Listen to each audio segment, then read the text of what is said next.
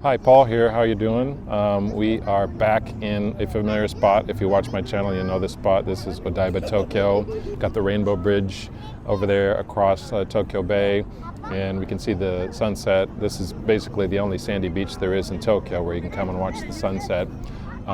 First time for me to come here this year. I'm sure I'll be back many times over the summer. We're in this long period when we're working with the architect to design our house. After that, the engineering drawings will be made, and then they'll be submitted to the city for the building permit. And so this will take all of this year, and we're not going to be able to move into our new house until probably, August or September next year. But we are going to Okinawa in 2 weeks.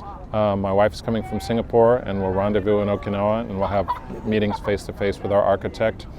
And also 2 companies that he's bringing into the project. One company is a kitchen design company. They'll help you find the appliances you want and get the kitchen laid out exactly the way you want. And the architect will adopt their design into the main house design. And the other vendor is the pool vendor. There's a company that builds pools in Okinawa. And as I've said before, people don't have pools in their homes in Okinawa. Hotels have pools, rental villas have pools. So because there's a small market for pools, the cost ends up being very high. There's not a lot of competition, and the pool providers can basically name their price and you just have to accept it. We're told to expect 18 million yen for our pool, all the pool equipment, the pumps and filters, and also the, putting the tile on the side of the pool. But that just seems insanely expensive to me. I'm from the United States. I used to live in the Southwest. Everybody had a pool in their backyard, and the cost of the pool was much, much cheaper than that. This is a long time ago. It was probably like $30,000 to build a pool back then. Probably these days it's more like $60,000 to $80,000, but in Japan it's like twice that. So I'm still looking for other options for the pool. If you have any ideas, please make a comment below. Maybe there's some company overseas that can provide cheaper equipment, or even, a builder that can do a cheaper pool in Japan. So let me know if you have any ideas. I still want to think about that. But anyway, we'll be going to Okinawa in 2 weeks, so come along and we can talk about working with our architect and also those vendors.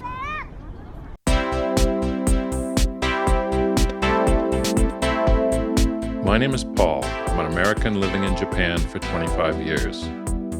Join me and my wife as we relocate to Okinawa and build the home of our dreams from the ground up. If you love beaches, sunsets, and tropical locations, I invite you to subscribe and follow along.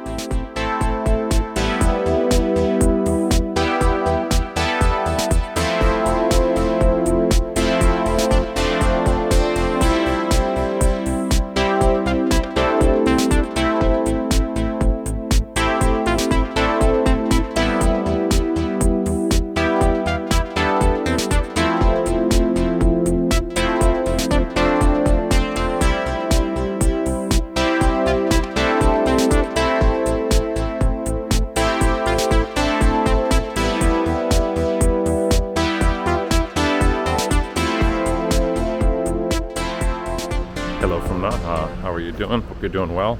I arrived yesterday, and I have 3 days to myself before my wife shows up. And over the next few days, I'm going to be seeing some acquaintances that I've made through this channel, non-Japanese residents of Okinawa, and I hope to get some advice on living here and building here and things like that. So I will report later in my stay.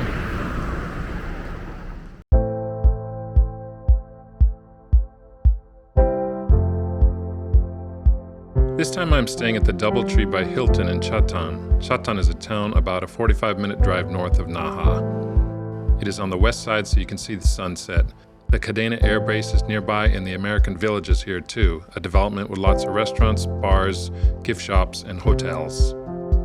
I'm staying here this time because there's a couple of guys I want to meet who live not too far away. I'll take a walk around and let you see what this place is like.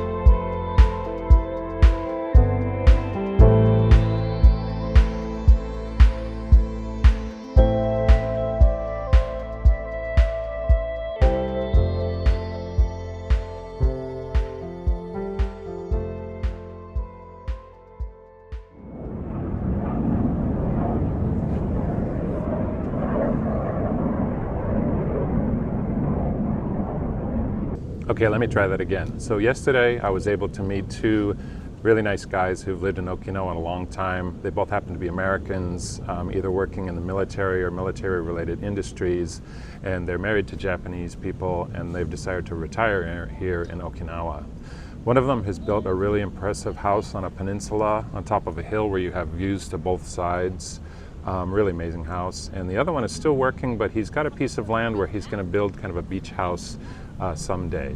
So speaking with them, of course, we talked about a lot of really mundane and practical things like life in Okinawa and building a house, dealing with architects, this environment, humid environment with sea weather, and it causes rust and mold and things like that. So, all those things. And the advice they gave me was really useful. On the other hand, today, as I wake up and think about those conversations, what's really helpful to me is not just their advice, but also just seeing them, two guys who were really clear about what they wanted. They had a vision, they had a goal to build a house and retire here. And, if you don't have a goal, then you're not going to do that. You're going to give up at some point along the way. If you don't have a goal, it's kind of like your goal is just to stay the same, and you're not going to move forward. And so, for instance, the gentleman with the house on the hill, I really can't believe that he could see his dream happening on that plot of land that he bought, because when he bought it, it was just a jungle. It had huge boulders all over it that were brought from other construction sites, kind of just thrown away there. And so he had to spend, first of all, a long time clearing that land to make it even buildable at all. And after that, he really had to fight his architect and builder to achieve the vision that he wanted for the house, make sure that the plans came to life. There was a lot of instances where there was some corner cutting, or there wasn't some kind of element of the house that he really wanted that was in the plans that wasn't seemingly available, and he had to kind of argue for the architect and builder to go find a solution for it. So it really took his daily perseverance and often arguing with his architect and builder to make his dream come true. So I salute him for that. Also, the other gentleman who owns the piece of land he's going to build on in the future, he's really, meticulously managed his career from step to step. And, where he might have been able to kind of like relax a little bit in his career, he actually took the opportunity to take training, to study things, to get certifications, and make sure that, he progressed in his career so that he could support his family and have enough money to build his future beach house. So a day later, after meeting those guys, the advice is much appreciated, but it really just reminds me that, you have to have a goal and a clear vision, and then you have to fight for it after that. So I really thank those guys for all they told me yesterday. Good day. Today I'm visiting the Japan Agricultural Co-op's farmers market it's called Champuru Ichiba.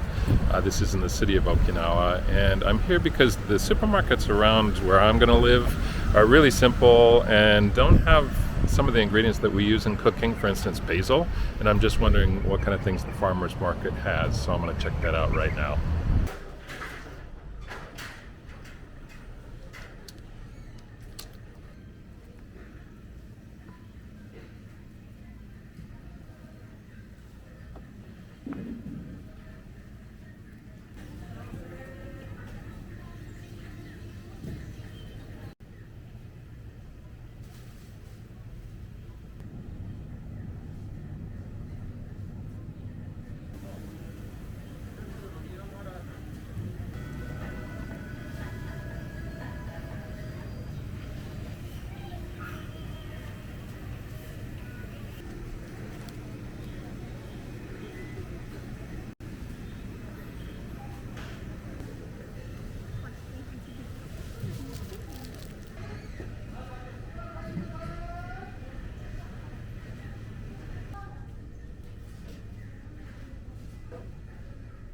Well, that was predictably amazing. Lots of great stuff in there. Cool fruit like passion fruit. Accomplished my mission and found fresh basil. They also had seeds for a ton of things like basil and also coriander, which we use a lot, so we want to grow that at home. And there was a lot of cool lunch things, so I got a few things, and I'm going to go try and find a spot to eat my lunch, maybe at the botanical gardens that are not too far away.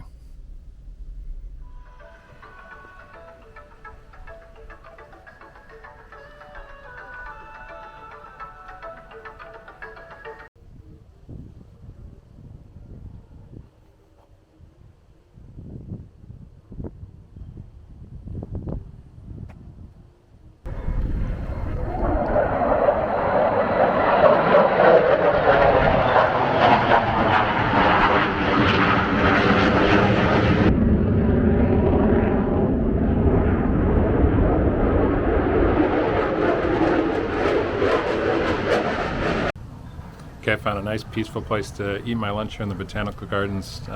Just me and a bunch of jet fighters flying overhead. I guess this is, real life in Okinawa. You're always near a base on the main island here, and you see the jets fighting around doing their training. But anyways, let's look at what I have for lunch today. Okay, first we have goya champo, which is a very common Okinawan dish. It's a stir fry with the goya vegetable and egg and pork and carrots in there. This one is a chimaki, sticky rice served in a leaf. I associate this with Chinese food. Really love this. This one is jushi, also a similar thing to chimaki. It's steamed rice with some broth. I'm not quite sure what the broth is, and some veggies and maybe some meat. We'd call this takikomi gohan in other parts of Japan. So you take your steamed rice and you put other stuff in the rice cooker, mix it up, and they've made it into a ball and put it into a leaf here. And then an apple. All this was 1,280 yen. A little too many carbs for me, but I'll eat it anyways.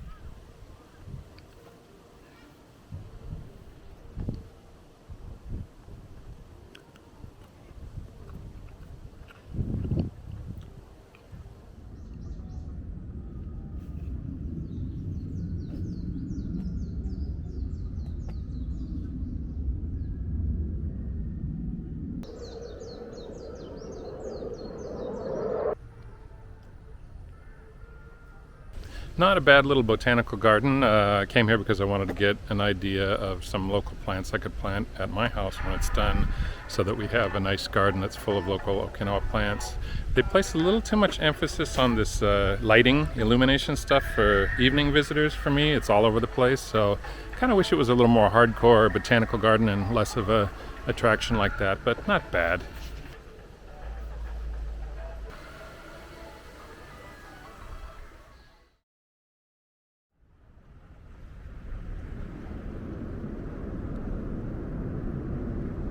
Good morning. The clouds and the wind have gone away to welcome my wife to Okinawa. She's arriving at the airport in a couple hours, so I'm going to jump in the car and go get her, and then we'll head up to Motobu, where we will build our house in the future, and we'll have meetings with architects and other vendors.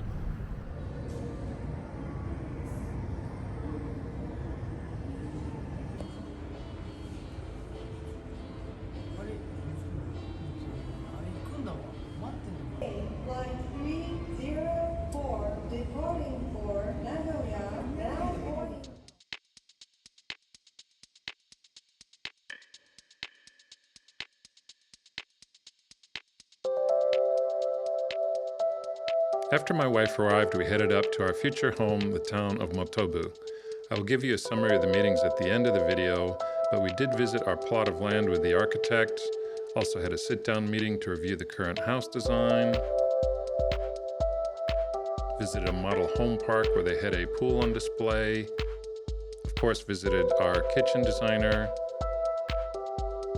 and also just looked at a lot of finishings like tiles, lots of tiles.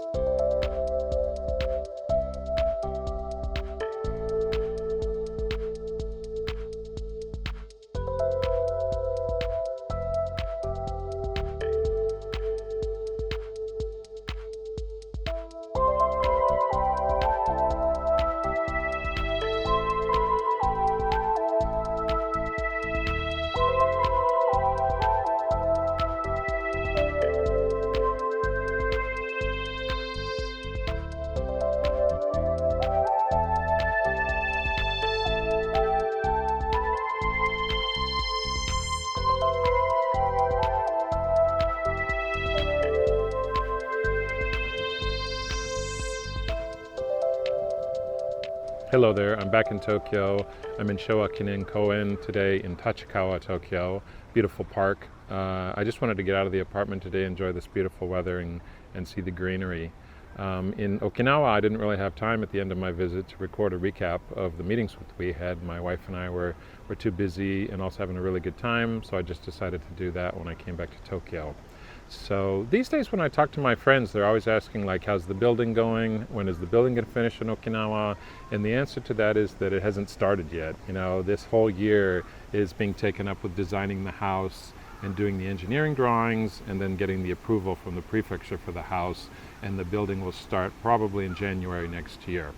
So in the beginning, when you work with an architect, you're generally using some kind of like easier rendering software tool that the architect can use to like quickly render ideas and change them, put rooms around, lay them out the way you like, decide whether you want a 1-level or 2-level house or 3. And then you can kind of look at a 3D render and see if you like that, and things are easily moved around in one of these rendering tools. And so that's what we've been doing for the past 4 or 5 months, and we're getting toward the end of that phase. We had a lot of ideas ourselves. We kind of knew the layout generally of the house that we wanted, and we wanted a 2-level house, and we wanted the design had a purpose to it. We wanted to enjoy the westward facing so that we could see the sunset and the ocean in the distance. So we had a pretty good idea of our layout, and so that's gone pretty smoothly, but there's always a lot of details to talk about. Our house is probably going to be about 250 square meters, which is very large. There's a lot of rooms, so there's always a lot of decisions to be made, and so they'll probably not even all be, the decision won't all be made until we move into the house. But anyways, we're kind of getting toward the end of the initial phase. And then once your house layout is fixed, then the architect will start to do renderings in CAD so that engineers can kind of identify if there's any structural problems in the house, and do you need a pillar somewhere, can the walls support the second floor, and things like that. Just any kind of concerns from an engineering perspective. And once you get through that, when your design is all fixed and all the engineering drawings are made, those are submitted to either the city or to the prefecture for building approval. And that depends on how big your house is. I think in Okinawa, generally, if your house is going to be over 200 square meters, then the prefecture actually has to pass judgment on your design and give you the building permit. So in our case, it's the prefecture. So in previous videos, I've talked about actually locating an architect to work with or a builder. There's 2 approaches there. If you're building a custom home, you might want to approach a architect first and do the design of the house, and then go look for a builder after that. Maybe the architect has builders he works with, or maybe a real estate agent can find you a builder to work with, or maybe you just found a builder in your local area there. So there's the option of starting first with an architect. You could also just go look for a builder, and maybe that builder has a person on staff who can do house design, or they work with an outside architect. So that's also an option as well. In the beginning of my journey, since we were looking to build a kind of a high-spec custom home, I just started looking online for architects that would do custom homes in Okinawa, and I was kind of directed to those really upscale, beautiful-looking websites where these architects, maybe they're nationwide architects, or they work just in Okinawa, but they work on really expensive homes. And they take a percentage for the design. They're not building the homes themselves, they're just architects, and they're just designing it, so they take a big cut.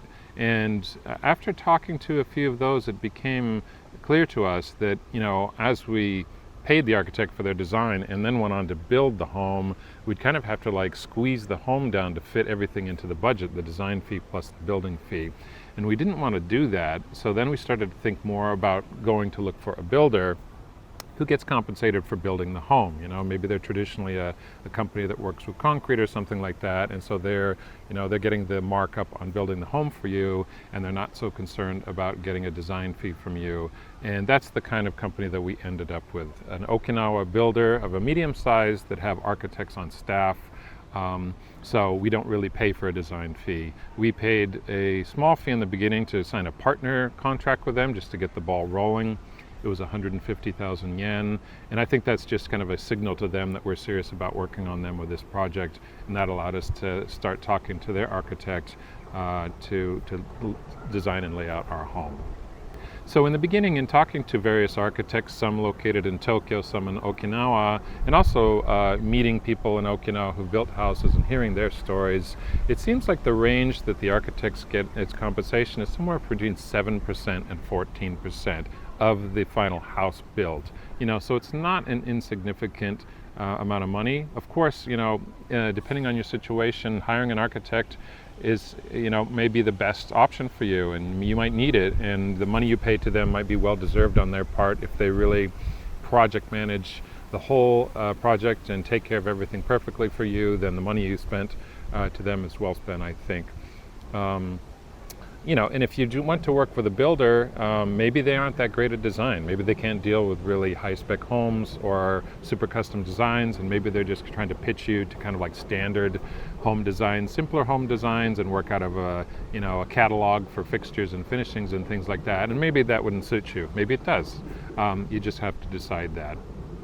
So I did talk about architect compensation in a previous video, so I'll link that above in case you want to go back and watch that one.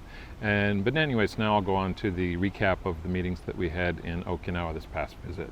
So the big topics this past visit were our property line, meeting the neighbors, just kind of like having a meeting with the architect again, just to talk about some of the details of the layout of the house. There's always details to talk about. And then also meet a kitchen designer that the architect has brought into the project to kind of like do our kitchen, because he doesn't feel confident and be able to go select all the appliances and make sure the electrics are worked up and everything's designed perfectly. So he wanted to bring in that company to do that, and then he'd fit it into our overall house design.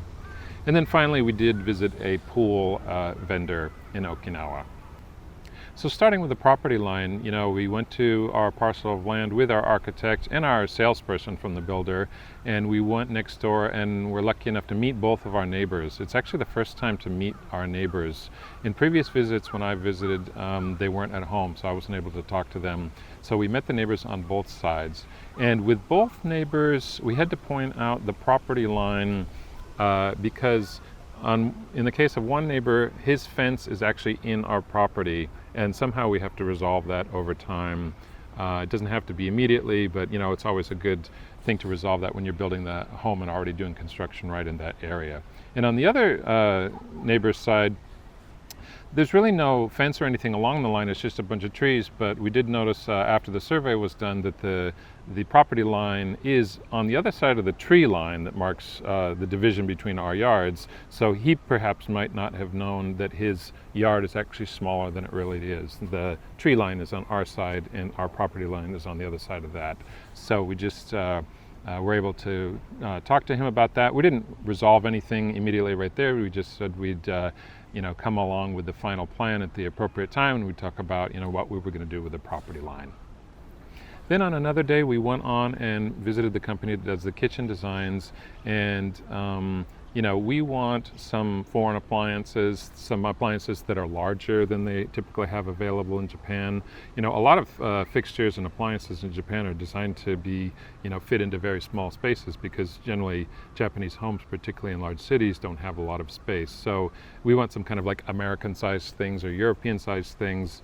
So working with this kitchen designer makes it easier for us to like do all those things and not have to kind of teach the designer what our standards are coming from America in my case, and also my wife has lived abroad and likes those large things. We also want an island, hopefully with a quartz countertop on it or some other nice countertop. So that designer deals with those kind of supplies, so it's easy to work with them. Having said that, the quote is super expensive. 12 million yen was the initial quote for the entire kitchen, including the cabinets and island and appliances and everything, which is super expensive and way more than I want to pay. So we'll have to look at reducing the quote or changing some of the materials, or just work with another kitchen company. But it was nice to get the ball rolling anyways, meeting that person. The pool was a similar case. I've spoken about this a little bit before, but pools in Japan are very rare. There's not that many companies in Japan that will install a pool. We went to visit a company that imports French pool equipment. So they have filters and heaters and also a pool liner. They don't tile pools at that particular installer. They do some kind of plastic liner, which looks really natural, but it is not real tile or anything like that. I think it's probably pretty durable. But because they import these things, and also because there are not that many installers, they kind of can just get the price they want to. We're still waiting for an official quote after that meeting that we had with them. We kind of told them what kind of things we would want with the pool, so we're still waiting for the quote. But basically in the beginning, my builder told us to count on 20 million yen for the cement box and then all the equipment and lining and all that kind of stuff, which is crazy expensive, as I've said many times before. So I'm actually thinking about looking overseas for solutions. I have an acquaintance who is importing some pool equipment from China through Alibaba. And he'll work with a local contractor to get all that installed. Maybe that's an option. I might also go look in Thailand or Philippines or Indonesia, places where they have lots and lots of pools in hotels and rental villas and things like that.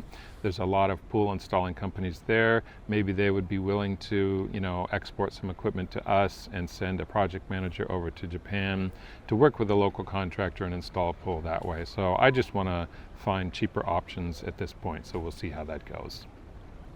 So as I mentioned on this last trip, I met several foreign residents of Okinawa and got some advice from them on home building. I mentioned the guy who built the nice home on the top of the hill that had the nice views, and then after that I actually met another guy who's closer to where I live in Motobu who also built his house.